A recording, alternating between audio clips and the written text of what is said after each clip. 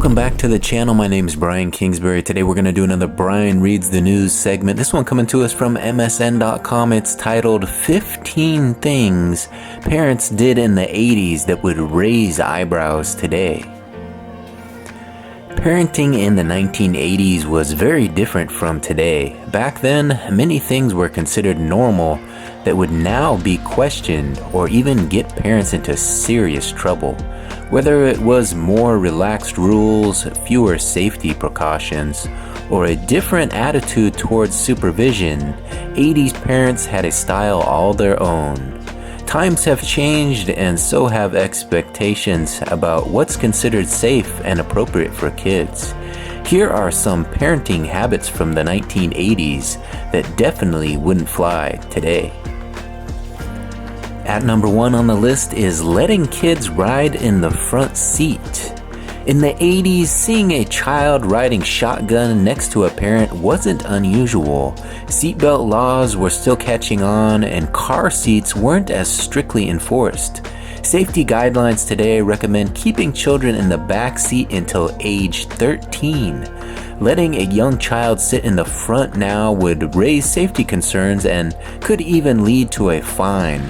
What once felt normal now feels risky. Number 2 on the list is smoking around kids. Smoking indoors or even in the car with the windows up was common in the 80s. Parents would light up at home, in restaurants, or while holding their baby. Today, smoking around children is widely seen as harmful and inconsiderate. Many states have even made it illegal to smoke in a car with kids present. Public awareness about secondhand smoke has made this behavior unacceptable. Number 3 on the list is leaving kids alone in the car. Parents in the 80s often left their kids in the car while they ran into the store or handled a quick errand. It was no big deal, especially if the windows were cracked. Now leaving children alone in a vehicle is a serious safety concern. It can lead to legal consequences, especially during hot or cold weather. What was once a quick convenience is now seen as neglect. At number 4 on the list is no helmets for biking or skating. Back then, most kids rode bikes, skateboards, and roller skates without any protective gear. Helmets and knee pads were rare, and no one thought twice about it. Today, helmets are required in many places, and parents are expected to enforce the use of safety gear. Questions would be asked if a child got injured while riding without a helmet. Safety rules are now a top priority for outdoor play.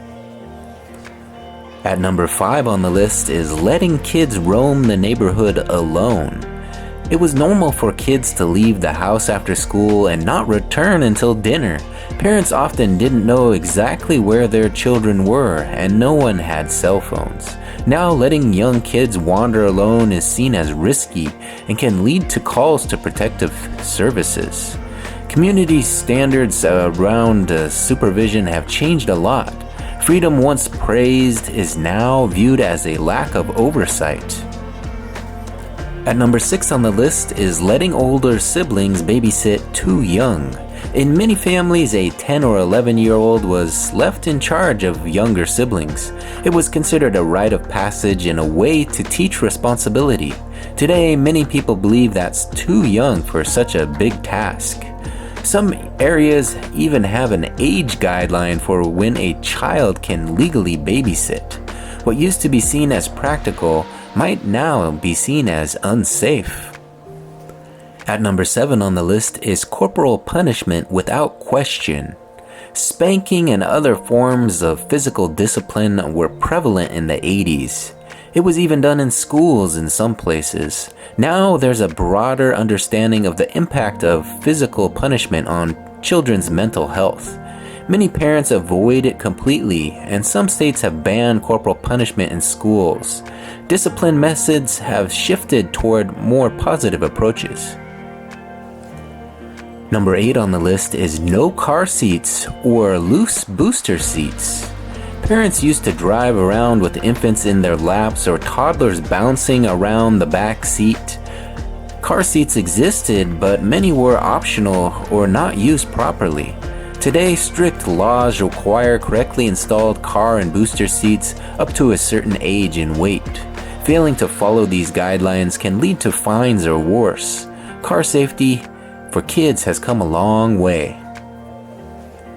At number 9 on the list is watching inappropriate movies.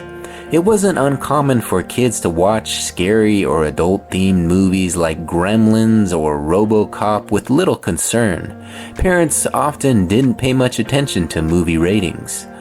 Most parents are careful about age-appropriate content and rely on guidelines like PG-13 or parental control settings. Letting a young child watch violent or mature content can raise serious concerns today. Entertainment standards have become more protective. At number 10 on the list is no sunscreen or tanning oil for kids. In the 80s, getting a tan was seen as healthy, and sunscreen wasn't always a priority. Some parents even used tanning oil on themselves and didn't think much about protecting their kids' skin. Now, doctors stress the importance of sun protection starting at a young age. Parents who skip sunscreen might be seen as careless. Skin safety is taken much more seriously. Number 11 on the list is letting kids ride in the back of pickups. Riding in the open bed of a pickup truck was almost a childhood thrill in the 80s. Kids would sit back there during parades, road trips, or just quick drives around town. Today, this is illegal in many states and considered highly unsafe. Allowing a child to ride unrestrained in a moving vehicle now raises major safety concerns. Fun back then would be reckless now. Number 12 on the list is ignoring food allergies or nutrition labels. Few people previously talked about food allergies, and schools rarely adjusted for them. Packaged snacks were handed out without checking ingredients, and healthy eating wasn't a big focus.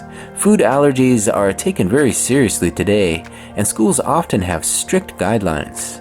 Parents must read labels carefully and communicate dietary needs. A lack of awareness today could put a child at serious risk. Number 13 on the list is sending sick kids to school. In the 80s, unless your child had a high fever, they were often sent to school with a cough or cold. Parents had fewer options for staying home with sick kids, and there was less focus on preventing illness. Now schools have stricter rules about keeping sick children at home. Parents are expected to monitor symptoms and act with caution. Health policies have become much more cautious. At number 14 on the list is drinking and driving in front of kids. While it was never legal, some parents in the 80s were more relaxed about driving after a drink or two. Kids often rode along without understanding the risks. Today, drinking and driving is taken extremely seriously, and modeling this behavior in front of children is heavily frowned upon. Being caught could mean legal trouble and damage to parental rights.